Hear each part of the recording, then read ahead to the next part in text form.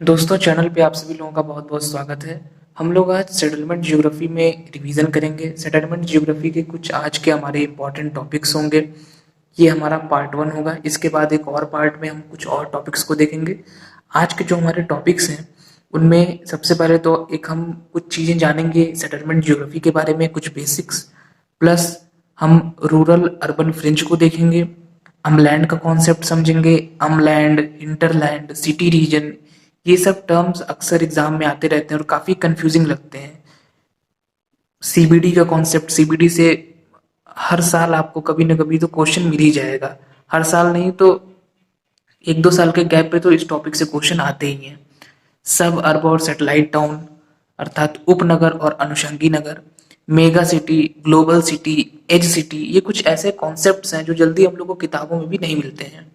तो हम लोग आज इन टॉपिक्स को देखेंगे और आप स्क्रीनशॉट्स लेते रहिएगा जो भी इम्पोर्टेंट आपको स्लाइड लगेगी। तो चलिए हम लोग शुरू करते हैं।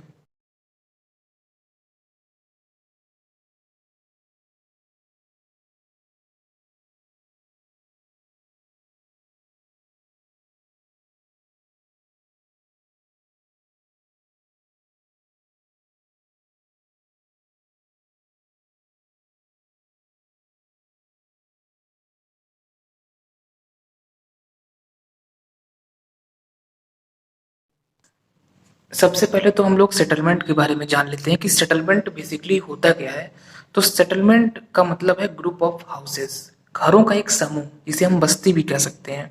इसीलिए कहीं कहीं पे आपको बस्ती भूगोल ये टर्म भी देखने को मिलता है और ज़्यादातर हम लोग अधिवास भूगोल या सेटलमेंट जियोग्राफी जिसको हम लोग इंग्लिश में कहते हैं, हिंदी में कहीं कहीं अधिवास भूगोल और कुछ जगहों पे बस्ती भूगोल भी हम लोग को दिखता है।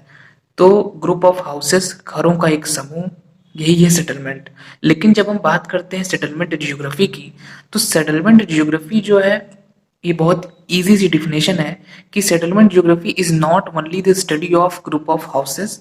मतलब कि जो अधिवास भूगोल है ये सिर्फ घरों के समूह का अध्ययन नहीं है, बल्कि इट आल्सो डील्स विथ, मतलब कि इसमें क्या क्या चीजें होती हैं, उसमें हम लोग क्या क्या ऐड करते हैं, टाइप्स भी हम देखते हैं, हम उसका डिस्ट्रीब्यूशन भी समझते हैं, फ्यूचर डेवलपमेंट क्या हो सकता है, क्या प्रॉब्लम्स हैं, उन प्रॉब्लम्स का क्या सॉल्यूशन है, गवर्नमेंट कौन कौन सी पॉलिसीज उसके लिए लेके आ रही है, बहुत सारे प्लान्स, जैसे कहीं पर हम लोगों ने पढ़े भी हैं, बहुत सारे प्लान्स आपके एग्जाम में भी आते हैं, जैसे न्यू टाउन का कॉन्सेप्ट, नवीन नगर की संकल्पना और उपवन नगर गार्डन सिटी का कॉन्सेप्ट। कमेंट बॉक्स में आप लोग लिख के बता सकते हैं कि जो गार्डन सिटी का कॉन्सेप्ट है वो किसने दिया और जो न्यू टाउन का कॉन्सेप्ट है वो किसने दिया। ये दो क्वेश्चंस काफी इंपॉर्टेंट और नेट जेआरएफ एग्जाम में भी आते हैं। तो ये सब क्या है, ये सब एक प्रकार की पॉलिसीज ही है कि किसी स्थान को और हम बेहतर कैसे बना सकते हैं। साथ ही साथ मास्टर प्लान का कॉन्सेप्ट और हमारी भी कुछ रिस्पॉन्सिबिलिटीज हैं कि हम जो ऐसे कार्य हैं जिससे पॉल्यूशन इंक्रीज हो रहा है शहरों में, या शहरों में कोई भी प्रॉब्लम क्रिएट हो रही है, ग्रीन कवर हमारा खत्म होता जा रहा है, कंक्रीट स्ट्रक्चर बढ़ता जा रहा है, तो हमारी भी कुछ रिस्पॉन्सिबिलिटीज हैं। तो इन सभी चीजों की हम लोग स्टडी यहाँ पे करते हैं और जिन भी लोगों ने सेटलमेंट जियोग्राफी पढ़ी है उन लोग को ये समझ में आ गया होगा कि हम लोग सिर्फ घरों का समूह ही नहीं देखते, घरों का समूह तो देखते ही हैं, लेकिन वहीं से हम उसके प्रकार, उसके वितरण, वो वहां पे क्यों है, उसके कुछ रीजंस हैं। जैसे कहाँ पे सेटलमेंट सघन है, कहाँ पे विरल है। सघन है तो सघन होने का भी कुछ रीजन है, विरल है तो विरल होने का भी कुछ रीजन है। वहां पे मान लीजिए डिजर्ट एरिया होगा तो विरल होगा, बहुत ज्यादा फर्टाइल लैंड नहीं होगा तो वहां पे विरल वहां पे अधिवास पाए जाएंगे। साथ ही साथ हम प्रॉब्लम्स, उनका सॉल्यूशन, गवर्नमेंट की पॉलिसीज और बहुत सारी जो इससे रिलेटेड और भी चीजें हैं, उन सभी चीजों की हम लोग स्टडी यहाँ पे करते हैं। तो ये हम लोग का सेटलमेंट जियोग्राफी, बहुत इजी डिफिनेशन है, इसको आप कहीं पर भी ऐड कर सकते हैं। और सेटलमेंट जैसा कि मैंने स्टार्टिंग में एक्सप्लेन कर ही दिया कि सेटलमेंट क्या है, और फिर हम लोगों ने देखा कि सेटलमेंट जियोग्राफी क्या है। इसके बाद बात आती है फादर ऑफ सेटलमेंट जियोग्राफी की। तो ऑटो श्लूटर या ओ श्लूटर ये फादर माने जाते हैं सेटलमेंट जियोग्राफी के, एक जर्मन विद्वान। और ये क्वेश्चन कई बार आता है कि कौन फादर है इसके, जैसे अलग अलग सब्जेक्ट्स में अलग अलग जो ब्रांचेस हैं पॉपुलेशन में, आप जानते ही हैं कि जीटी त्रिवार्था महोदय जाने जाते हैं, उसी तरीके से श्ल्यूटर महोदय जाने जाते हैं फादर ऑफ सेटलमेंट ज्योग्राफी। इसके अलावा और भी बहुत सारे विद्वान हैं, मीत्जेन है, रिस्टोफेन है, क्रिस्टोलर है, लॉश है, आरुशो का नाम आता है, पैट्रिक गेडिज है, ढेर सारे विद्वान है, डिकिंसन का नाम आता है सेटलमेंट ज्योग्राफी में जिन लोगों ने काम किया। लेकिन ये चूंकि हम लोग की रिवीजन क्लास है तो हम लोग बस कुछ इंपॉर्टेंट विद्वानों को देखेंगे, जिसमें कि वर्ल्ड लेवल पे आपको श्लूटर के नाम को हमेशा याद रखना है। साथ ही साथ अगर हम इंडिया के एस्पेक्ट में देखें तो इंडिया के एस्पेक्ट में इनायत अहमद का और रामलोचन सिंह का, आर एल सिंह सर का, इन दो लोगों का नाम आपको काफी देखने को मिलेगा। बेसिकली इंडिया के लेवल पे यहाँ पर तो 1900 की स्टार्टिंग्स में धीरे धीरे स्टार्टिंग हो रही थी, और स्पेशली जो हमारी ये सब ब्रांचेस हैं जैसे कि settlement geography, industrial geography, population geography, ये सब शुरुआत तो काफी पहले से हो चुकी थी। लेकिन 1940 के दशक के बाद और स्पेशली जो हमारा समकालीन चिंतन फलक आया 1950 का दशक, 60 का दशक, 70 का दशक, इस समय में ये सब जो नई हमारी ब्रांचेस थी इनमें काफी ज्यादा डेवलपमेंट हुआ। इंडिया के केस में जो हमारा सेटलमेंट ज्योग्राफी है वो 1949 में इनायत अहमद, इन्होंने एक पेपर अपना प्रस्तुत किया लंदन यूनिवर्सिटी में आगरा और अवध में सेटलमेंट के ऊपर, और आर एल सिंह जो है, रामलोचन सिंह, इन्होंने बनारस में नगरीय भूगोल का जो अध्ययन है उस पर अपना एक पेपर प्रस्तुत किया लंदन यूनिवर्सिटी में, और बाद में उसका एक पुस्तक के रूप में प्रकाशन भी हुआ। तो 1955 में आर एल सिंह का कार्य और 1949 में इनायत अहमद का कार्य। तो एक हम बड़े लेवल पे कह सकते हैं कि 1940 और 50 का जो दशक था वो इंडिया में एक तरीके से स्टार्टिंग थी सेटलमेंट ज्योग्राफी की, और उसके बाद तो निरंतर स्टार्टिंग होती गई, और आज के समय में इंडिया की सभी इंपॉर्टेंट यूनिवर्सिटीज में सेटलमेंट ज्योग्राफी पढ़ाया जा रहा है, उस पर रिसर्चेज हो रही हैं, और हर जगह हम लोग पढ़ रहे हैं इस सब्जेक्ट को। आप में से भी बहुत सारे लोगों ने यूजी में और पीजी में सेटलमेंट ज्योग्राफी को जरूर पढ़ा होगा। इसी तरीके से हम लोग जानते हैं कि पॉपुलेशन ज्योग्राफी में भी जीडी त्रिवार्था के शिष्य जीएस घोषल, जिन्होंने पंजाब विश्वविद्यालय में जो पॉपुलेशन ज्योग्राफी है उसकी स्टार्टिंग की, और फिर एक तरीके से 1960 के दशक में उसकी स्टार्टिंग हो गई, और वहां से फिर बड़े बड़े पॉपुलेशन ज्योग्राफर निकल के आए, और पॉपुलेशन ज्योग्राफी का एक बड़ा सेंटर वो स्थान माना जाता है अभी भी। तो ये कुछ इम्पोर्टेंट बातें थी सेटलमेंट ज्योग्राफी के बारे में, इंडिया के एस्पेक्ट में और वर्ल्ड के एस्पेक्ट में। कुछ ये बेसिक पॉइंट्स थे। हालांकि इससे क्वेश्चन तो नहीं आएगा क्योंकि आप लोग के सिलेबस में ये चीज नहीं है, लेकिन हमें लगा कि एक बार हम कुछ बातों को जान लेते हैं, उसके बाद हम अपने सीधे मेन टॉपिक पे आते हैं। ये एक ही जगह पे सभी ये 4 मोस्ट इंपॉर्टेंट टॉपिक्स हैं, रूरल अर्बन फ्रिंज आपका, अमलैंड का टॉपिक, सीबीडी का टॉपिक, और सबअर्ब और सैटेलाइट टाउन का टॉपिक। तो हम लोग स्टार्टिंग करते हैं रूरल अर्बन फ्रिंज से। देखिए, रूरल अर्बन फ्रिंज में किताबों में तो बहुत चीजें मिलेंगी हम लोग को, लेकिन उतनी चीजें हम लोग को नहीं जाननी है। हम लोग के लिए बस मेन कॉन्सेप्ट को समझना जरूरी है। तो ग्रामीण नगरीय उपांत या रूरल अर्बन फ्रिंज का मतलब क्या होता है? बहुत ही इसका इजी कॉन्सेप्ट है, एक उभय पेटी।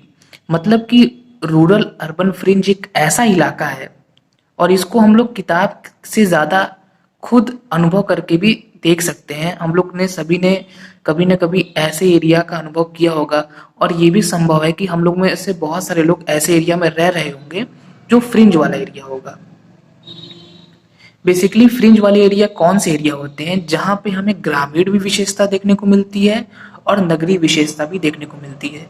जैसे मान लीजिए कि कोई शहर है, अभी अगर हम किसी शहर के बिल्कुल बीचों बीच चले जाएं, बिल्कुल मेन सिटी जिसे हम कहते हैं, जहाँ पे मॉल्स होंगे, सिनेमा हॉल्स होंगे, अच्छी अच्छी शॉप्स होंगी, अच्छी रोड्स होंगी, हर तरह की सुख सुविधाएं होंगी वहां पर। और एक तो उस शहर का वो इलाका, प्लस उसी जिले में एक तो वो शहर है बिल्कुल मेन सिटी, और उससे हम बहुत दूर चले जाएं जहां पे सिटी एकदम खत्म हो चुका है, तो कुछ इलाके हमको ऐसे भी मिलेंगे जो प्योर विलेज होंगे जहाँ पे आपको कोई मॉल, कोई बड़ी दुकानें, कुछ भी नहीं मिलेगा। प्योर आपको विलेज वाला वहाँ पे सब कुछ लैंडस्केप देखने को मिलेगा। विलेज वाला क्या, वो पूरा विलेज ही होगा। वहाँ पे आपको एग्रीकल्चर 90% आपको एग्रीकल्चर मिलेगा। कुछ छोटी दुकानें मिल सकती हैं आपको। वहाँ पर पशुपालन काफ़ी देखने को मिलेगा। डेयरी आपको काफ़ी देखने को मिलेगी। शहरों में आपको एग्रीकल्चर बहुत कम, ना के बराबर देखने को मिलेगा। डेयरी आपको बिल्कुल नहीं देखने को मिलेगी।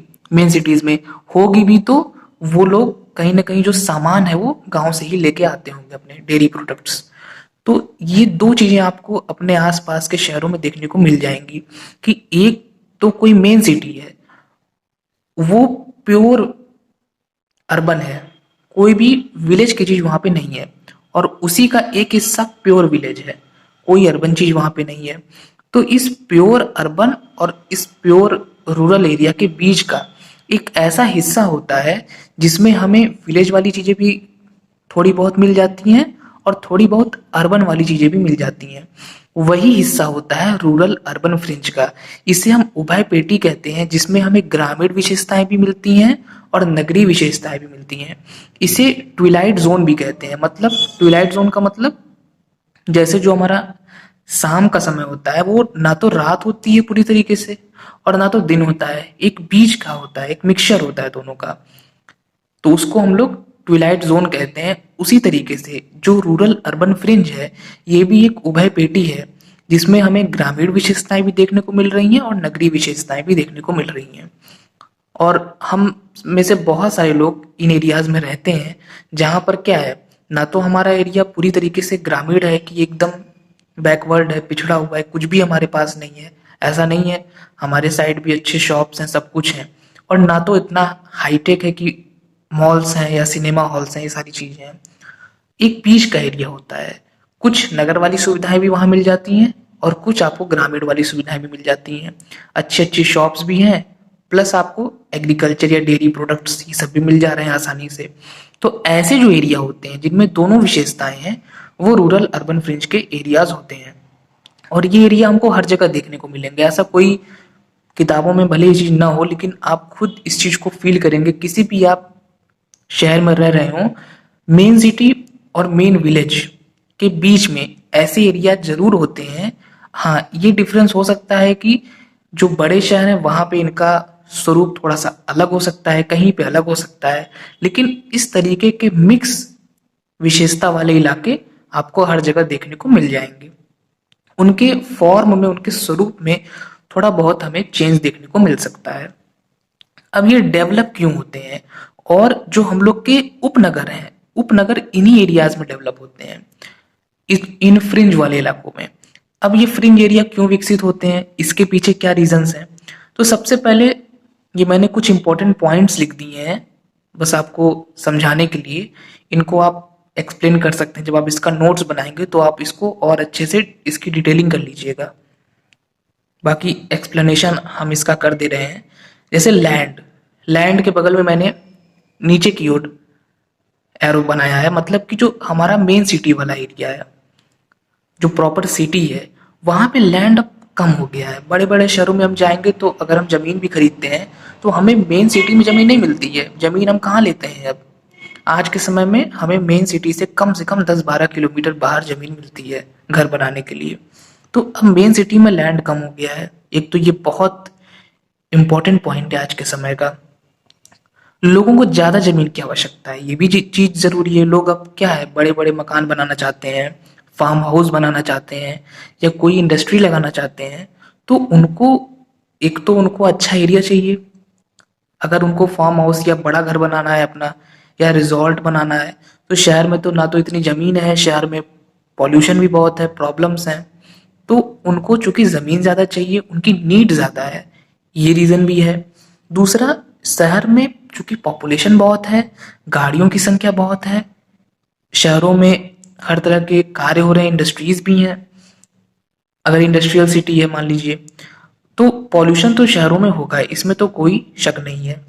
ट्रांसपोर्ट भी शहर में बहुत ज्यादा है, और कुछ गवर्नमेंट की पॉलिसीज भी ऐसी होती हैं कि मेन सिटी से हट के, जैसे गवर्नमेंट ने कहीं पे अपार्टमेंट्स बना दिए शहर से बाहर सरकारी, या कुछ ऐसी पॉलिसीज सरकार लेके आई, तो सरकार भी ये चाहती है कि अब क्या हो, मेन सिटी में तो अब जगह भर चुकी है, अब लोग कहाँ बसें, अब लोग मेन सिटी से थोड़ा सा दूरी पे बसें, क्योंकि मेन सिटी में तो अब बिल्कुल भी जगह नहीं बची है। तो मेन सिटी में लैंड का कम होना, लोगों की नीड अधिक होना, शहरों में पॉल्यूशन, ट्रांसपोर्ट, ये सब बहुत ज़्यादा है। इस वजह से शहरों में प्रॉब्लम है, ट्रांसपोर्ट की वजह से पॉल्यूशन भी बहुत ज़्यादा है, प्लस पॉलिसीज सरकार की हैं। तो ये सब कुछ रीजंस हैं जो इन फ्रिंज एरिया को विकसित करने के पीछे उत्तरदायी है। ट्रांसपोर्ट में एक पॉइंट ये भी है कि एक तो ट्रांसपोर्ट की वजह से पॉल्यूशन तो है, लेकिन ट्रांसपोर्ट की वजह से एक इसका पॉजिटिव इफेक्ट भी है कि जब ट्रांसपोर्ट फैसिलिटी कहीं की बहुत अच्छी होती है, तो मान लीजिए आप मेन सिटी से 10 किलोमीटर दूर रह रहे हैं और ट्रांसपोर्ट फैसिलिटी इतनी अच्छी है, जैसे जो हमारे बड़े शहर हैं, जैसे यूपी में हम देखें तो लखनऊ में मेट्रो फैसिलिटी बहुत अच्छी है। तो अगर हम मेन सिटी से 5 से 10 किलोमीटर दूर रह रहे हैं और वहां से हमें डायरेक्ट मेट्रो डेली मिलती है, और कुछ ही मिनट में, कुछ ही मान लीजिए 30 मिनट या 20 मिनट्स में हम अपने ऑफिस या हम अपने कॉलेज पहुंच जाते हैं बिल्कुल आराम से। तो कोई मतलब नहीं है कि हम मेन सिटी में रहें। तो आज के समय में जो ट्रांसपोर्ट फैसिलिटी, चाहे सिटी बस, इलेक्ट्रिक बसेस चल गई हैं आजकल, मेट्रो बड़े बड़े शहरों में है, और अदर जो भी फैसिलिटीज आपकी सरकार प्रोवाइड कर रही है, ऑटो टैक्सी जो भी चीजें हैं, वो चीजें इतनी डेवलप हो चुकी हैं आज के समय में कि लोग मेन सिटी से दूर रहने के बारे में सोच पा रहे हैं। आज से लगभग 10 से 15 साल पहले ये चीज संभव नहीं थी। आज के समय में हम ये चीज देखेंगे भी। एक तो ये पॉइंट्स हैं ही इम्पोर्टेंट, और इन्हीं पॉइंट्स की वजह से अब लोगों की मेंटेलिटी चेंज हुई है। अब लोग मुख्य शहर से हट के थोड़ा सा शांति के एरिया में रहना चाह रहे हैं, और उसके पीछे मेन रीजन है ये ट्रांसपोर्ट का डेवलप होना। लोगों को पता है कि अगर हम 10 किलोमीटर दूर सिटी से रह रहे हैं तो भी हम जरूरत पड़ने पे, एक तो आधी से ज्यादा हमारी जो जरूरतें हैं वो वहीं से पूरी हो जा रही हैं। अगर हमें मुख्य शहर में जाने की आवश्यकता पड़ी कभी, तो हमारे पास अच्छी फैसिलिटीज हैं ट्रांसपोर्ट की, कोई हमें प्रॉब्लम नहीं होगी। तो लोगों को ये एक ये चीज पता है। ये बहुत एक इम्पॉर्टेंट रीजन है कि जो हमारे फ्रिंज इलाके हैं उनका विकास हुआ। इसमें दोस्तों एक और इम्पोर्टेंट पॉइंट है, जैसे ये बहुत छोटा सा मैंने फिगर बनाया है, बीच में देख रहे होंगे आप, ब्लैक स्पॉट है, ये मेन नगर है। इसके चारों ओर ये जो आपको रेड, येलो और थोड़ा सा ऑरेंज कलर में 3 सर्कल्स हैं, यही बेसिकली आपके फ्रिंज इलाके हैं। ठीक है, फ्रिंज इलाके जो होते हैं उनके 3 टाइप्स होते हैं। थोड़ा सा अगर हम डीप पढ़ लें इस चीज को, एक तो आपका होता है इंडर फ्रिंज, जिसको हम लोग अर्बन फ्रिंज भी कहते हैं। ये बिल्कुल शहर के एकदम पास वाला इलाका होता है। बीच वाला इलाका होता है इंटरमीडिएट फ्रिंज, और जो लास्ट में मैंने ओ लिखा है ये आउटर फ्रिंज होता है। अब इन तीनों में अंतर क्या होता है, देखिए, ये जो मैंने येलो कलर से शो किया है एकदम बाहर, डॉट डॉट भी मैंने बनाया है, वो प्योर विलेज है, ये आपका प्योर विलेज हो गया। और ये जो ब्लैक स्पॉट है ये मेन सिटी हो गया। अब इन दोनों के बीच में ये 3 पेटियां हैं, ये 3 पेटियां ही रूरल अर्बन फ्रिंज हैं। लेकिन एक चीज आपको ध्यान रखनी पड़ेगी कि हम जैसे जैसे नगर से दूर जाएंगे वैसे वैसे ग्रामीण विशेषता हमारी क्या होगी, बढ़ती जाएगी, नगरीय विशेषता घटती जाएगी। ये चीज तो सही है कि चूंकि ये तीनों पेटियां ही फ्रिंज को शो कर रही हैं, तो इन तीनों पेटियों में दोनों विशेषताएं देखने को मिलेंगी। लेकिन जो पेटी नगर के ज्यादा समीप है वहां पे नगरीय विशेषता ज्यादा होगी, ग्रामीण वाली कम होगी। और जो पेटी, जैसे मान लीजिए कि ये जो हमारी ऑरेंज वाली पेटी है, एकदम पीछे की पेटी, इसमें भी नगरीय विशेषताएं भी हैं, ये प्योर विलेज नहीं है, लेकिन चूंकि ये अब नगर से बहुत दूर हो चुकी है, ये गांव की ज्यादा नजदीक हो चुकी है, तो गांव वाली विशेषता यहाँ पे ज्यादा होगी, नगर वाली थोड़ा कम होगी। रेड वाली जो पेटी है इसमें नगर वाली ज्यादा होगी, गांव वाली कम होगी।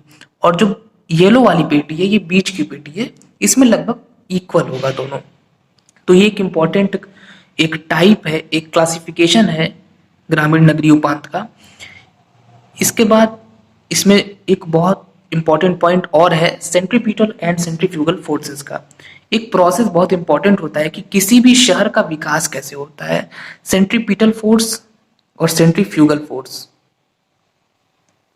इसको बस आपको ऐसे समझना है कि जैसे मान लीजिए कि ये एक शहर है, इस शहर में सेंट्रीपिटल और सेंट्रीफ्यूगल मतलब अभिकेंद्री और अपकेंद्री बल के माध्यम से डेवलपमेंट को हम समझ सकते हैं कि एक तो ये जो एरिया है ये लोगों को आकर्षित करेगा कि लोग यहाँ पे आए, लोगों को रोजगार मिल रहा है मेन शहर में, लोग आएंगे, बच्चे पढ़ाई करने आएंगे, और जब लोग यहाँ पे आएंगे और लोग अपने आवश्यकताओं की पूर्ति के लिए ही आएंगे, उनको अपनी लिवलीहुड को, अपनी आजीविका को और बेहतर बनाना है, तो लोग आ तो जाएंगे, लेकिन इसमें एक पॉइंट ये भी इम्पोर्टेंट है कि इस तरीके से जो केंद्र की ओर बल लग रहा है उससे तो लोग आ गए मेन सिटी में, सेंटर में, लेकिन यहाँ पे सबको तो सब चीजें मिल नहीं पाती हैं।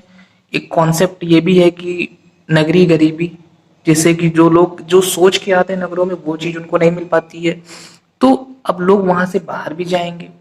प्लस एक तो ये पॉइंट भी है, दूसरा सभी लोग तो यहाँ रह भी नहीं सकते हैं, एक लिमिट होती है किसी स्थान पे, तो लोग आसपास के एरिया में भी रहना शुरू करेंगे।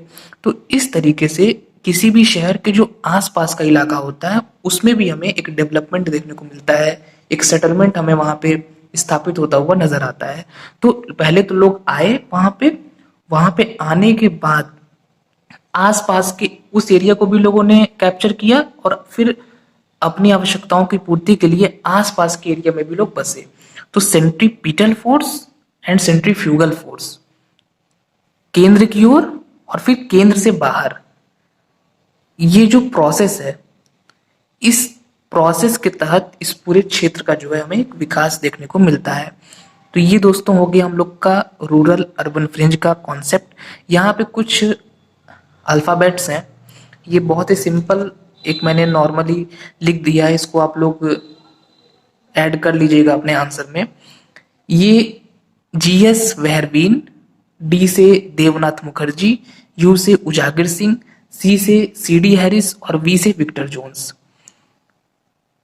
फिर से हम बता दे रहे हैं, जीएस वेहरबीन, देवनाथ मुखर्जी, यू से उजागिर सिंह, सी से सीडी हैरिस और वी से विक्टर जोन्स। ये 5 नाम बहुत इंपॉर्टेंट हैं और पूरे वर्ल्ड में अगर जब भी बात आती है रूरल अर्बन फ्रिंज की तो ये 5 नाम हमें देखने को मिलते हैं जिन लोगों ने इस कॉन्सेप्ट पे काफी अपने वर्क्स किए हैं। कभी हम लोग रूरल अर्बन फ्रिंज पे अलग से भी बात करेंगे, हालांकि एक लेक्चर अपलोड है, आप उसको देख सकते हैं। तो हम लोग इन लोगों के वर्क्स को भी देखेंगे कि कैसे कैसे सीडी हैरिस ने, विक्टर जोन्स ने, उजागिर सिंह ने, देवनाथ मुखर्जी ने, इन लोगों ने इस कॉन्सेप्ट पे काम किया है। लेकिन फिलहाल अपने एग्जाम के पॉइंट ऑफ व्यू से इतना हमारे लिए सफिशिएंट है। अब हम लोग आगे बढ़ते हैं। दोस्तों अगला जो हमारा कॉन्सेप्ट है ये सीबीडी का है। सीबीडी, इसके बहुत सारे नाम हैं, इसको आप इसका स्क्रीनशॉट तो ले ही लेंगे और इसको नोट कर लीजिएगा। जैसे हमारा सेंट्रल बिजनेस डिस्ट्रिक्ट है, डाउनटाउन है, downtown business district, retail core, central commercial district, central district, central area, dead heart of the city, organizing centre, बहुत सारे इसके नाम हैं। लेकिन सबसे फेमस जो नाम है वो है CBD, central business district. CBD बहुत ही इंपॉर्टेंट पॉइंट और इसको हम सभी लोग जानते हैं। हम सभी लोगों के शहर में जहां पर भी हम रह रहे हैं कोई ना कोई एक मार्केट होता है, मुख्य मार्केट एरिया, जिसे हम भारत के एस्पेक्ट में चौक कहते हैं। हर शहर में आपको चौक एरिया जरूर देखने को मिल जाएगा। चौक एरिया क्या होता है? हमारे आपके शहरों में ये चीज होती है कि एक मेन मार्केट होता है, हालांकि और भी मार्केट्स होते हैं लेकिन एक मेन मार्केट होता है, वो चौक मार्केट, जहाँ पे मैक्सिमम लोग मार्केटिंग करने, शॉपिंग करने जाते हैं। तो किसी भी शहर का मुख्य मार्केट एरिया, ये कॉन्सेप्ट चूंकि वर्ल्ड लेवल का कॉन्सेप्ट है, पहले ये कॉन्सेप्ट विदेशों में आया तो वहां पे इसको सीबीडी कह दिया गया। इंडिया के एस्पेक्ट में जो हमारा चौक है, वर्ल्ड के एस्पेक्ट में वही चीज सीबीडी है, लेकिन थोड़ा सा डिफरेंस होता है। डिफरेंस ये होता है कि सीबीडी, पहले तो आपका एक कॉन्सेप्ट यहाँ पे क्लियर हो गया कि सीबीडी क्या है। सीबीडी कोई बहुत कठिन चीज नहीं है, सीबीडी सिंपल सा किसी भी शहर का मेन मार्केट का एरिया जहाँ पे लोग शॉपिंग करने जाएं, ये चीज है सीबीडी। अब सीबीडी जो है वर्ल्ड लेवल के सीबीडी में और इंडिया के चौक में क्या डिफरेंस है? चीज वही है, लेकिन वर्ल्ड लेवल के सीबीडी में कॉन्सेप्ट, सीबीडी पे एक चैप्टर, एक लेक्चर अपलोड है, उसको आप देख लीजिएगा। वहाँ हम लोगों ने बहुत अच्छे से इस पे बात की थी। वहाँ पे मैंने ये चीज़ बताई थी कि वर्ल्ड लेवल पे सीबीडी में घर नहीं होते हैं, सिर्फ दुकानें होती हैं, ठीक। लेकिन इंडिया के एस्पेक्ट में जब हम चौक क्षेत्रों में जाएंगे तो दुकानें तो हैं, लेकिन हमें घर भी देखने को मिल जाते हैं। एक ये बहुत हल्का सा डिफरेंस है वर्ल्ड लेवल का जो कॉन्सेप्ट है सीबीडी का और इंडिया के जो चौक क्षेत्र हैं। बाकी चीजें सेम ही हैं। बाकी चीजों में ये कुछ इंपॉर्टेंट पॉइंट्स हैं जो हमको ये बताते हैं कि कौन सा एरिया हमारा सीबीडी है। रेंट, ऐसे एरिया जो होते हैं सीबीडी एरिया, वहां पे जो दुकानें होती है ना, उनका रेंट बहुत हाई होता है। तभी हम, जैसे किसी की शॉप अगर मेन, किसी की अच्छी शॉप मेन चौक क्षेत्र में है, मेन मार्केटिंग एरिया में है, तो उसको हम काफी अच्छा मानते हैं। हम ये सोचते हैं कि काफी अच्छी उसकी अर्निंग होती होगी, तभी उन्होंने वहां पे अपनी शॉप की हुई है, क्योंकि उन एरियाज में रेंट बहुत हाई होता है दुकानों का। और जो लोग सामान बेचते हैं काफी ज्यादा मात्रा में बेचते हैं, प्रॉफिट भी उनको काफी ज्यादा होता है। और ये चीज आपको देखने को मिलेगी कि दुकानें भले उन लोगों की छोटी हों, दुकानें बहुत, जैसे इंडिया के एस्पेक्ट में अगर हम देखें तो ऐसा नहीं कि वहां पे बहुत शोरूम है मान लीजिए, या बहुत सुंदर दुकानें, ऐसा नहीं है, लेकिन प्रॉफिट उनको बहुत होता है। भले ही दुकान छोटी सी होगी, लेकिन दुकान के सामने आपको कोई महंगी कार जरूर उनकी देखने को मिल जाएगी। तो इससे पता चलता है कि एक तो वो ज्यादा रेंट पे कर रहे हैं, और तब भी वो उन्होंने वहां पे दुकान की हुई है, मतलब कि वो काफी एक अच्छी वॉल्यूम में सामान को बेच पा रहे हैं उनको, और काफी वैल्यू का सामान वो वहां पे बेच रहे हैं। और इसीलिए उन दुकानदारों को काफी एक अच्छी श्रेणी का दुकानदार माना जाता है। ऐसे एरियाज में ट्रैफिक बहुत होता है, ये चीज हम लोग जानते ही हैं। लैंड वैल्यू बहुत होती है ऐसे एरिया में, जल्दी लोग दुकान या जमीन वैसे एरिया में खरीद ही नहीं पाते हैं। और ऐसे एरिया को जो लैंड यूज होता है वो एकदम डिफरेंट होता है। मेन एरिया में दुकानें होती हैं, उसके किनारे किनारे पार्किंग की जगहें होती हैं, अभी हम लोग यहाँ पे देखेंगे उन चीजों को। तो ऐसे एरिया का लैंड यूज एकदम अलग होता है। रहने के एरिया बहुत कम होते हैं, ना के बराबर होते हैं। दुकानों का डोमिनेंस होता है। लैंड वैल्यू बहुत ज्यादा होता है ऐसे एरियो का, ऐसे क्षेत्रों का। ट्रैफिक बहुत होगा, बिल्कुल चलने की जगह आपको नहीं मिलेगी। इंडिया के एस्पेक्ट में तो ये चीज एकदम सही होती है। कहीं भी आप चौक क्षेत्रों में चले जाएं, इस समस्या से हम सभी लोग कभी ना कभी प्रभावित हुए होंगे। वैल्यू जो लोग सामान बेचते हैं उसका बहुत ज्यादा होता है काफी, और सामान भी काफी महंगे मिलते हैं ऐसे क्षेत्रों में, क्योंकि उनको इतना रेंट पे करना है कि वो अगर बहुत सस्ता बेचेंगे तो उनकी दुकान चल ही नहीं पाएगी। और सामान भी बहुत ज्यादा बेचते हैं, प्लस रेंट जो होता है वो बहुत हाई होता है। तो ये दोस्तों इंपॉर्टेंट पॉइंट्स हैं जो कि हमें ये बताते हैं कि ये एरिया एक सीबीडी एरिया है, जहां पे हमें ये विशेषताएं देखने को मिल रही होंगी। और हमको जहां तक लग रहा है कि आप सभी लोग जब भी ऐसे एरिया में जाएंगे तो इन पॉइंट्स को जरूर माइंड में रखेंगे, और सभी लोग इन पॉइंट्स से रिलेट कर पा रहे होंगे इस कॉन्सेप्ट को। ये कॉन्सेप्ट कहना क्या चाह रहा है, किन एरिया की बात कर रहा है। अब इसमें एक पॉइंट ये भी इंपॉर्टेंट है कि जरूरी नहीं है कि किसी भी शहर में एक ही सेंट्रल बिजनेस डिस्ट्रिक्ट हो। एक शहर में मेन मार्केट एरिया एक से ज्यादा भी हो सकता है, ये चीज भी संभव है। लेकिन फिर भी मेन चौक एरिया है उसको हम लोग ज्यादातर एक ही मानते हैं। लेकिन आजकल के समय में चूंकि वर्तमान समय के जो शहर हैं उनमें एक मल्टीपल न्यूक्लियाई वाला सिद्धांत लागू होता हुआ दिखता है, और एक सेंटर नहीं है किसी भी शहर का। शहर के जो सेंटर हैं वो कई अब हो गए हैं। तो ये चीज भी हमको माइंड में रखनी होगी कि ये जो कॉन्सेप्ट है ना, ये बहुत पहले का कॉन्सेप्ट है। हालांकि आज भी लागू होता है इंडिया के एस्पेक्ट में, चौक क्षेत्र इंडिया में है, लेकिन आज के समय में वो तो है ही, साथ ही साथ और एरिया में भी मार्केट डेवलप हो चुका है। तो ये पॉइंट्स दोस्तों इंपॉर्टेंट थे इसके। अब इसमें मैंने 3 छोटे छोटे फिगर्स ड्रॉ किए हैं जहां से क्वेश्चन आया हुआ है पिछले साल। देखिए, ये तो आपका मेन सीबीडी है येलो कलर से, इसके चारों ओर ऑरेंज कलर से है इसका फ्रेम। तो मेन येलो कलर से है कोर, सीबीडी कोर, और इसके चारों ओर ऑरेंज कलर से है सीबीडी फ्रेम।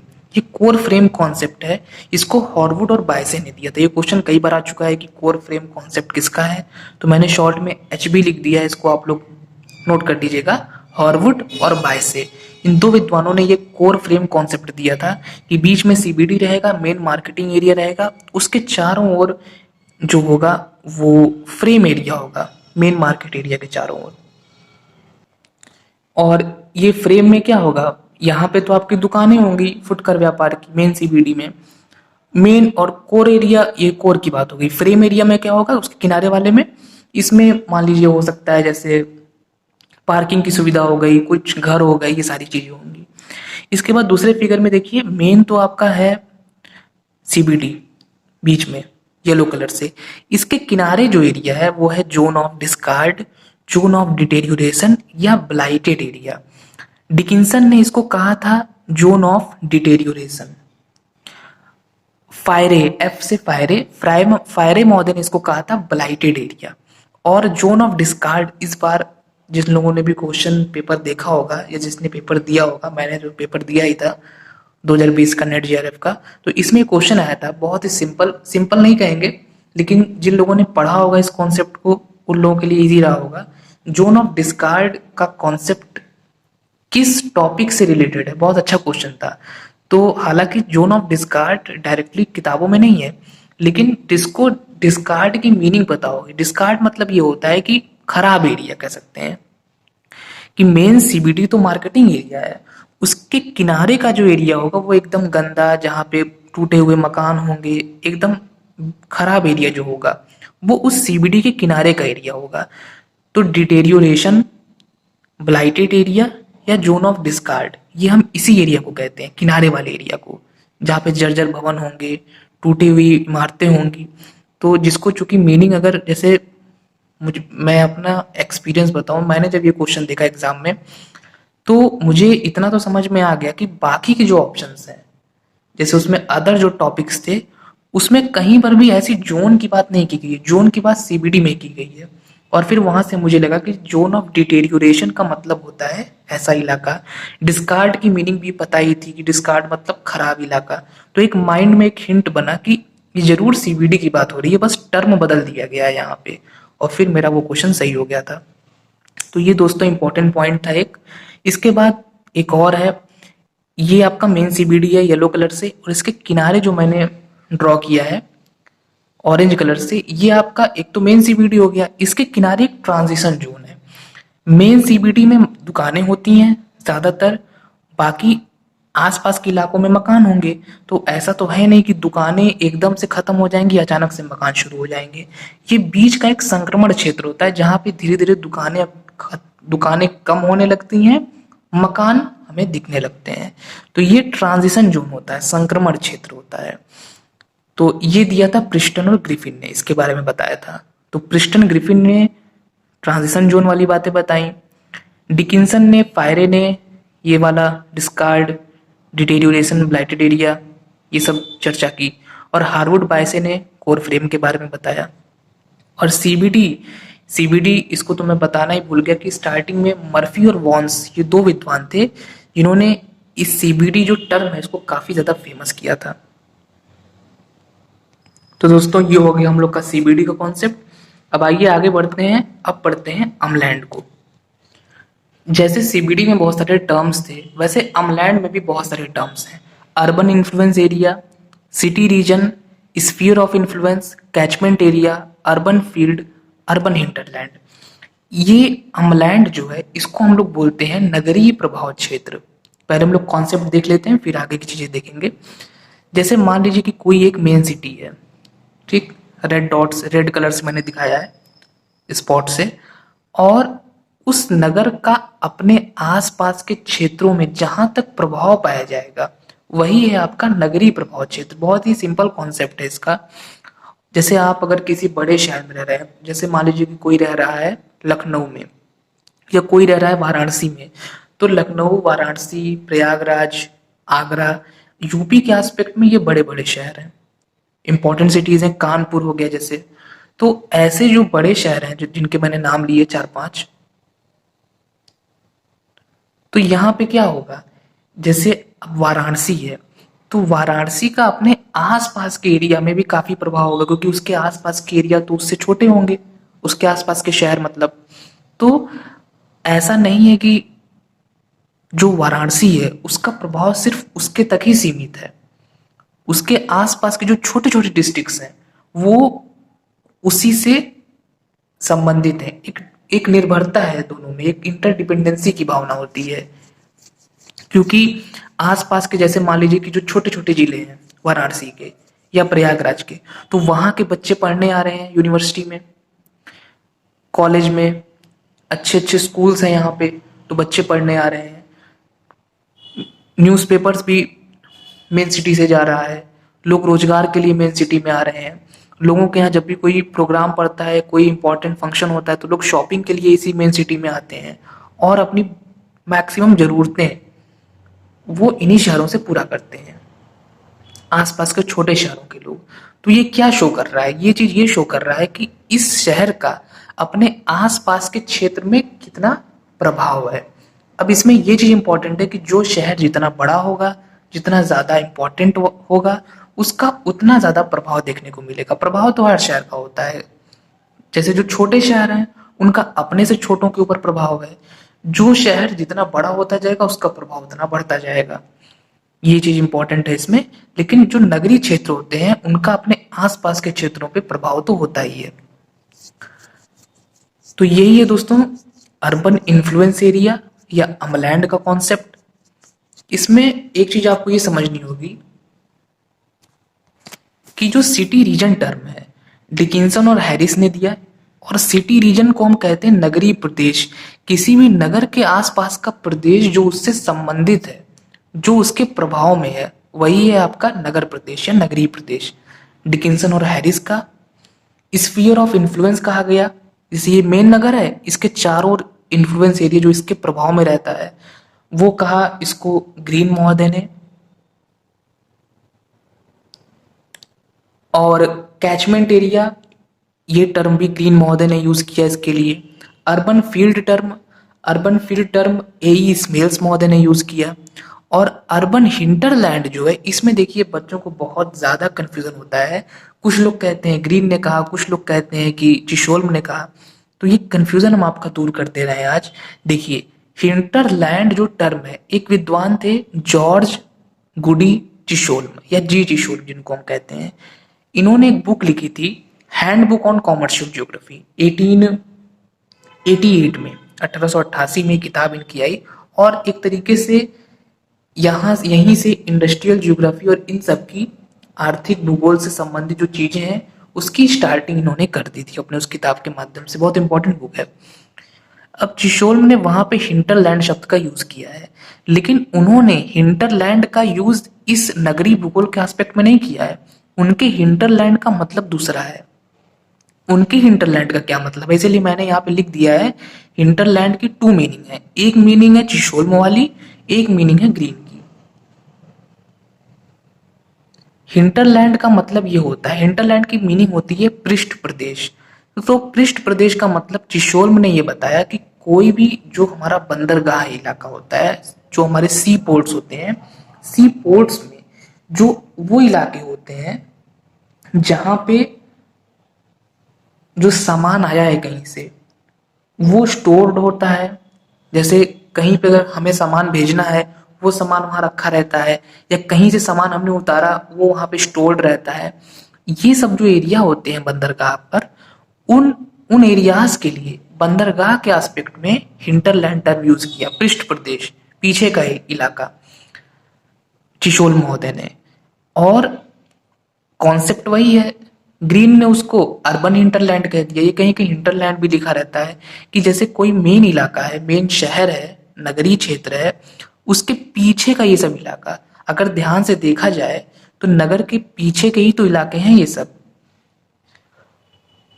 एक इसकी मीनिंग इस तरीके से इन्होंने निकाली।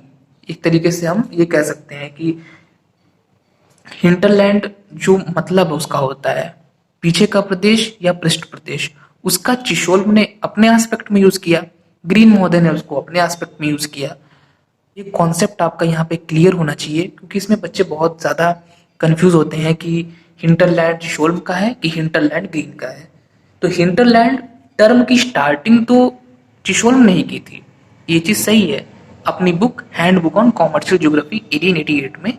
लेकिन उन्होंने अलग एस्पेक्ट में उस चीज को यूज किया था और बाद में उसी अर्थ को अपने तरीके से कन्वर्ट करके ग्रीन महोदय ने अपना अर्बन हिंटरलैंड टर्म यूज किया अर्बन जियोग्राफी या सेटलमेंट जियोग्राफी में।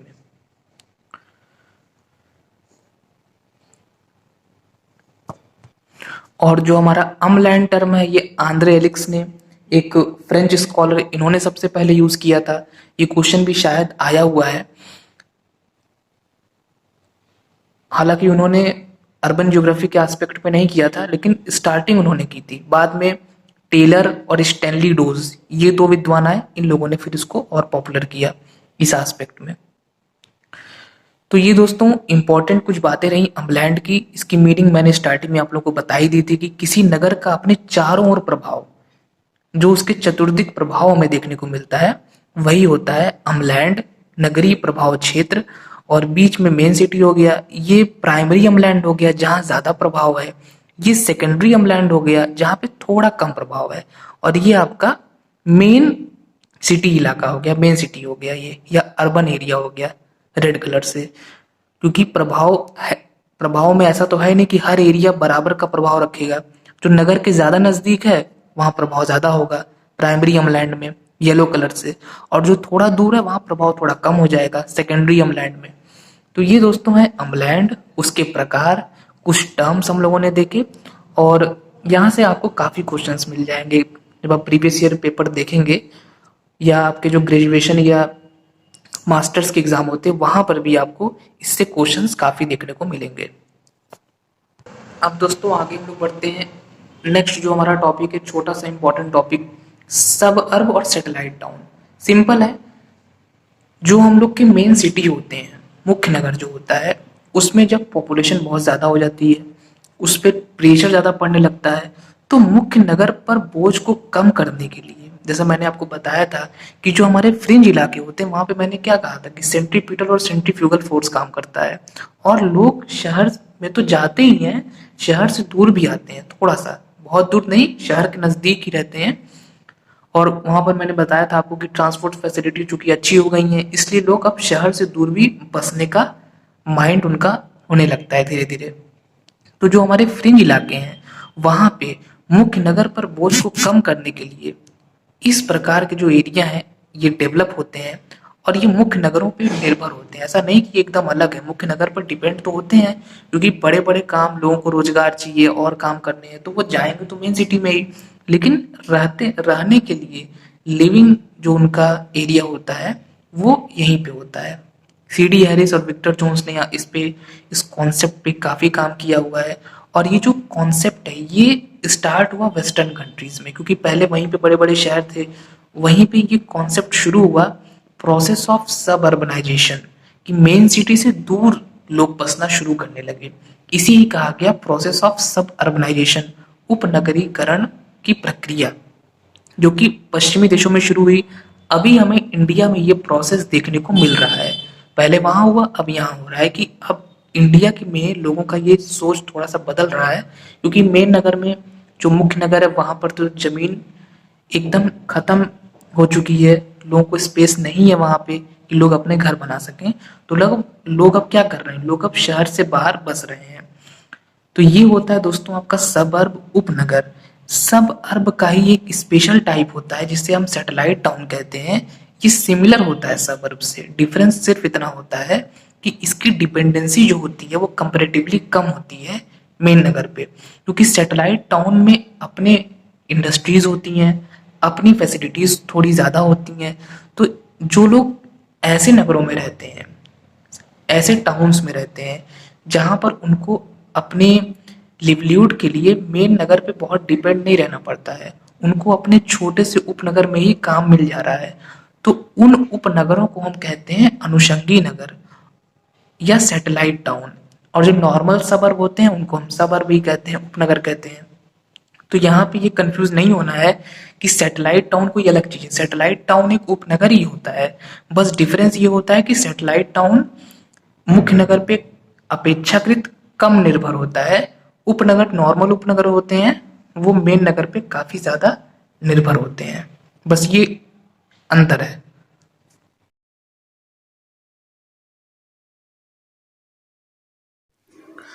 अब हम लोग आगे के जो हमारे कुछ और इम्पोर्टेंट टॉपिक्स हैं उसको देख लेते हैं। एक हम लोग का बहुत ही फेमस टॉपिक है ग्लोबल सिटी का, जो कि हम लोग को अभी किताबों में देखने को नहीं मिलेगा, क्योंकि एक नया टॉपिक ऐड किया गया है, ग्लोबल सिटी, एज सिटी और मेगा सिटी। तो ग्लोबल सिटी को समझने से पहले हम लोग ग्लोबलाइजेशन को देख लेते हैं, क्योंकि उसी के माध्यम से हम लोग ग्लोबल सिटी को समझ पाएंगे। देखिए, ग्लोबल सिटी को समझने से पहले ग्लोबलाइजेशन को हम लोग यहाँ पे एक डिफिनेशन के माध्यम से देख सकते हैं। Globalization is the word used to describe the growing interdependence of the world's economies, cultures and populations brought about by cross-border trade in goods, services, technology, flows of investment, people and information। बहुत ही अच्छी और easy definition है कि वैश्वीकरण क्या है। आपको पता होगा, आपने इंडियन ज्योग्राफी में पढ़ा होगा कि 1990 के दशक में भारत में प्राइवेटाइजेशन, लिबरलाइजेशन और ग्लोबलाइजेशन का दौर शुरू हुआ। भारत की इकोनॉमी को ओपन कर दिया गया, एलपीजी मॉडल जिसको हम लोग कहते हैं। और इसमें क्या हुआ, जैसे कि हम लोग इस डेफिनेशन को देख रहे हैं, बहुत इजी डेफिनेशन है कि किस तरीके से जो हम लोग का क्रॉस बॉर्डर ट्रेड हो रहा है। एक इंटरडिपेंडेंसी की बात की गई है इस परिभाषा में। इंटरडिपेंडेंसी का तात्पर्य है कि जो डिफरेंट हमारी कंट्रीज़ हैं उनमें एक इंटरडिपेंडेंसी है, एक अंतर्निर्भरता है। वो देश हमारे ऊपर किसी सामान के लिए निर्भर है, हम उस पर किसी न किसी सामान के लिए निर्भर हैं। हाँ, ये हो सकता है कि हम इंपोर्ट ज़्यादा करें, एक्सपोर्ट कम करें, या वो इंपोर्ट ज़्यादा करें, एक्सपोर्ट कम करें, लेकिन निर्भरता तो होती ही है। और सर्विसेज का, टेक्नोलॉजी का, इन्वेस्टमेंट का फ्लो हो रहा है। उधर की कंपनीज़ यहाँ आके इन्वेस्ट कर रही हैं, यहाँ की कंपनीज़ वहाँ इन्वेस्ट कर रही हैं। पीपल और इन्फॉर्मेशन का आदान प्रदान होता है, क्योंकि लोग जब आना जाना शुरू होंगे एक स्थान से दूसरे स्थान, तो इन्फॉर्मेशंस का भी आदान प्रदान होगा। तो पीपल का, इन्फॉर्मेशन का, इन्वेस्टमेंट का, टेक्नोलॉजी का, गुड्स का और सर्विसेज का, इतनी चीज़ों का हमको एक फ्लो देखने को मिलता है एक देश से दूसरे देश में। पहले क्या था, पहले का समय ये था कि मतलब इंडिया के एस्पेक्ट में 1970 का दशक, 80 का दशक, या वर्ल्ड में भी अगर हम देखें तो द्वितीय विश्व युद्ध के पहले का अगर हम समय देखें तो उस समय मैक्सिमम हमको एक चीज़ ये देखने को मिलती है कि क्लोज्ड इकोनॉमी हमको काफ़ी देखने को मिलती है। जैसे आज के समय में नॉर्थ कोरिया का हाल है। लेकिन बहुत सारे देश जो हैं वो अब ग्लोबलाइजेशन का जो प्रोसेस है इसको अपना रहे हैं।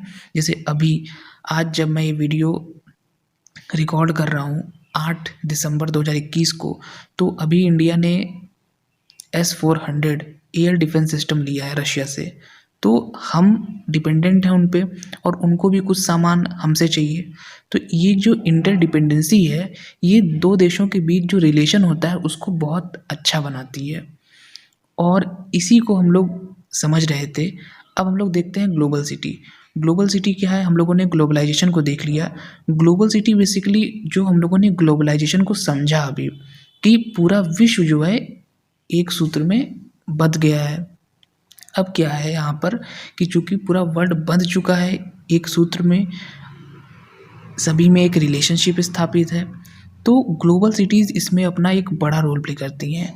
ग्लोबल सिटीज़ जिनको हम लोग पावर सिटी कहते हैं, वर्ल्ड सिटी कहते हैं, अल्फ़ा सिटी कहते हैं, वर्ल्ड सेंटर भी कहते हैं। यहाँ पर बड़ी बड़ी कंपनीज़ के हेडक्वार्टर, ऑफिसेज़ होती हैं। इंफ्रास्ट्रक्चर डेवलपमेंट यहाँ पे काफ़ी होता है, काफ़ी ज़्यादा तकनीकी विकास इन क्षेत्रों में हुआ रहता है। और ये जैसे इसमें डिफिनेशन में लिखा भी है, is a city which is a primary node in the global economic network. एक नोड का काम करती हैं ग्लोबल इकोनॉमिक नेटवर्क में ये शहर। और सभी शहर ग्लोबल सिटी वाले नहीं होते। जैसे इस समय अगर हम देखें, अभी मैं आपको आगे लिस्ट भी दिखाऊंगा, कि जैसे अपना दुबई है और न्यूयॉर्क है, ये सब जो शहर हैं हमारे, लंदन है, टोक्यो है, ये सब जो शहर हैं ये सब ग्लोबल सिटी की भूमिका निभाते हैं। यहाँ पे आपको बड़ी बड़ी कंपनीज़ के हेडक्वार्टर्स मिलेंगे, ऑफिसेज़ मिलेंगे, उनके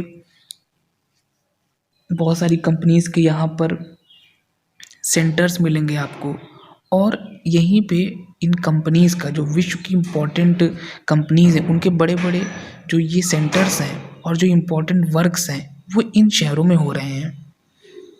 तो इसलिए ये जो हमारे शहर हैं ये ग्लोबल सिटी के रूप में हम इनको समझते हैं। और मैक्सिमम हमको नॉर्थ अमेरिका में काफ़ी देखने को मिलते हैं ग्लोबल सिटीज़। यूरोप में जैसे न्यूयॉर्क, लंदन, टोक्यो, पेरिस, ये कुछ नाम है जो एक मतलब हम कह सकते हैं कि इम्पॉर्टेंट ये सब ग्लोबल सिटीज़ हैं।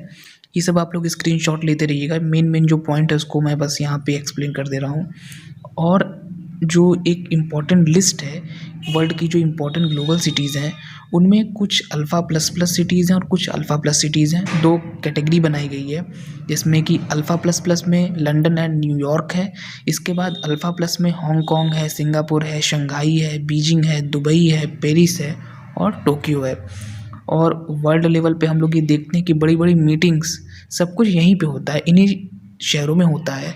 तो इन शहरों का कितना इम्पोर्टेंस है वर्ल्ड की इकोनॉमी में वो सब हम लोग समझ सकते हैं।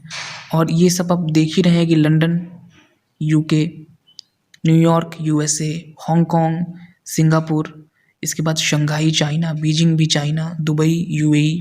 और दुबई तो बहुत इंपॉर्टेंट है इस समय क्योंकि दुबई अब नॉन ऑयल इकोनॉमी के रूप में अपने आप को ग्रो कर रहा है। उनको पता है कि एक समय ऐसा आएगा कि तेल तो ख़त्म हो जाएगा, तो वो अब एक ऑयल फ्री इकोनॉमी या नॉन ऑयल इकोनॉमी के रूप में अपने आप को डेवलप कर रहे हैं। और जो पश्चिमी देश हैं उनसे लगातार बेहतर संबंध स्थापित कर रहे हैं। इजराइल से रिलेशंस अच्छे हो रहे हैं यूएई के, वरना कौन सोच सकता था कि एक मुस्लिम देश की जो रिलेशन है वो इजराइल जैसे एक यहूदी देश से बेहतर हो पाएंगे। बिल्कुल भी नहीं हो सकता था। लेकिन यूएई को अपने आप को चेंज करना है अदर इस्लामिक कंट्रीज़ की तुलना में, और वो कर भी रहे हैं और इसीलिए उनका डेवलपमेंट भी हो रहा है ज़्यादा अगर हम कंपेयर करें अदर कंट्रीज़ से, अदर जो इस्लामिक नेशंस हैं उनसे। इसके बाद हम लोग देख लेते हैं एज सिटी क्या होता है। What is an edge city?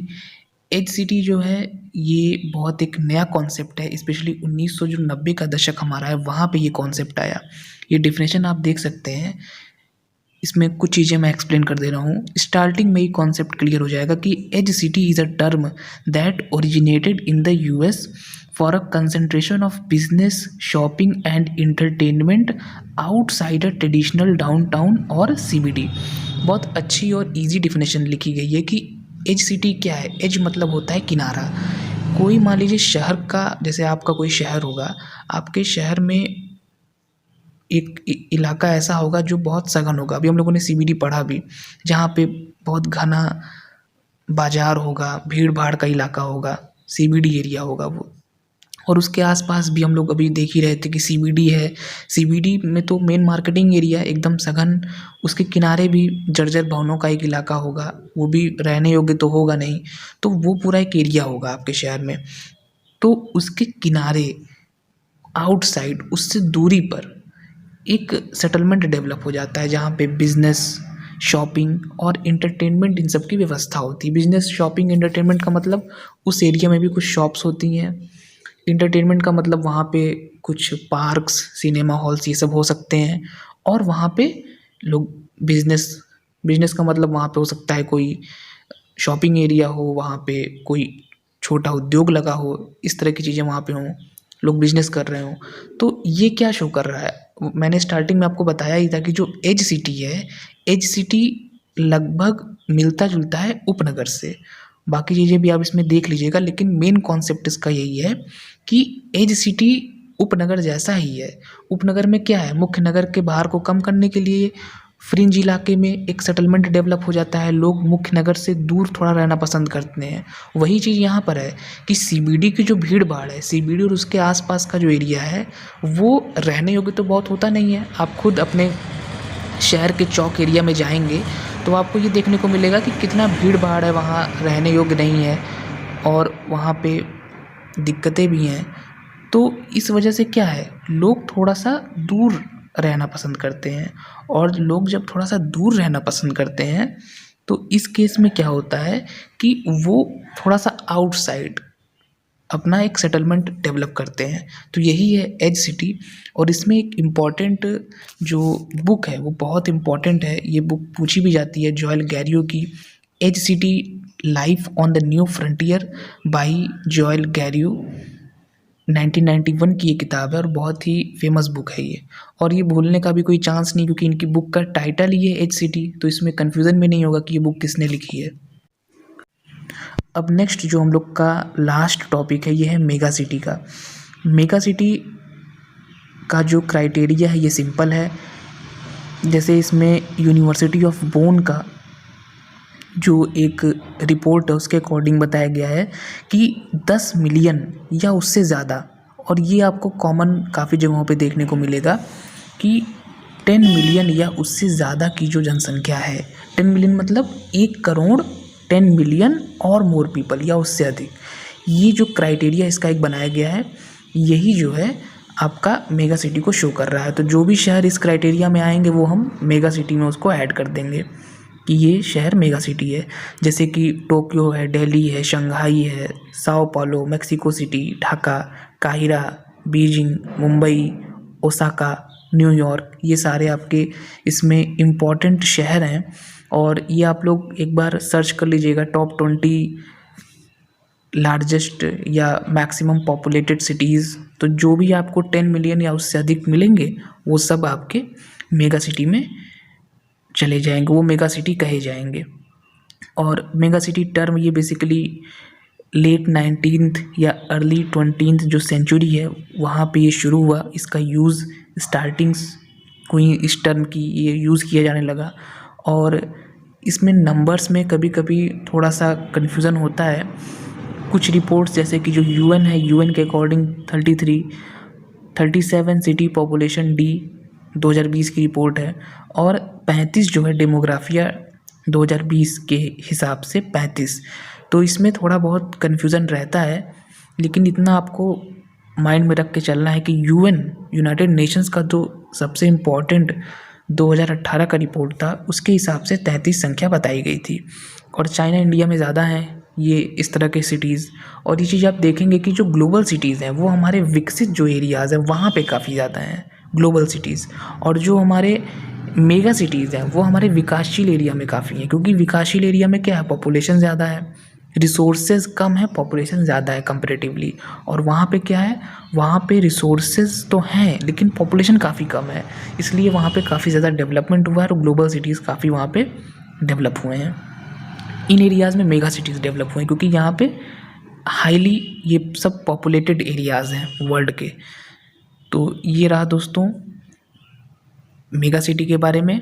और लास्ट में एक इम्पॉर्टेंट पॉइंट है जिसको मैं वहाँ पे ऐड नहीं कर पाया था, इसको मैं यहाँ पे ऐड कर दे रहा हूँ कि जो हम लोग का ग्लोबल सिटी वाला कॉन्सेप्ट था, इसमें सास्किया सासन ने 1991 में एक बुक लिखी थी, the global city, New York, London and Tokyo. जैसे एज सिटी की बुक आपने देखी थी, edge city life on the new frontier, Joel Garreau की, वैसे ये बुक है सास्किया सासन की 1991 की, वो भी किताब थी, 1991 की ये भी किताब है।